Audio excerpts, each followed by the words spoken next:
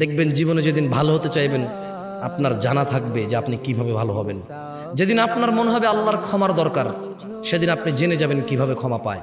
যদি আজকে এই মাহফিল মনোযোগ দিয়ে শোনেন, আরে হ্যাঁ, আমি চলে যাওয়ার পরে এই মাহফিল চলে যাবে না তো, কারণ আমি কোনো কিস্সা কাহিনী বলতেছি না, এখানে কোনো গল্প উদাহরণ দিচ্ছি না, সূরা নূহ পড়ে শোনাচ্ছি। কি পড়ে শোনাচ্ছি? আর আপনার ঘরে এই কোরআন আছে, এই সূরা আপনার ঘরেও আছে, যখন মর্জি পড়ে নিজেকে সংশোধন করে নিয়েন। খুব সুন্দর আলোচনায় আসছেন। আর আমি দীর্ঘ অনেকদিন পর সূরা নূহ নিয়ে আলোচনা করছি, দীর্ঘ অনেকদিন পর। আমার খুব ফেভারিট সূরা এটা, কারণ আমার কাছে মনে হয় এখানে সবকিছু আছে।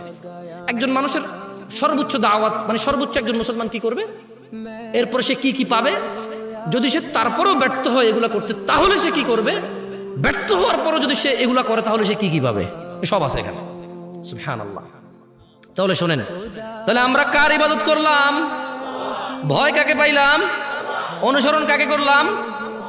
এইবার এগুলা করলে কি হবে দেখেন, আল্লাহ বলছে যে يغفر لكم من ذنوبكم ويؤخركم إلى أجل مسمى إن أجل الله إذا جاء لا يؤخر لو كنتم تعلمون।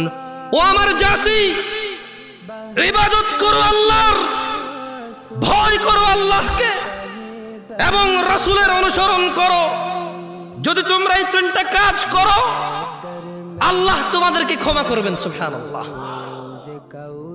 তোমাদের যত অপরাধ আছে কে ক্ষমা করবে?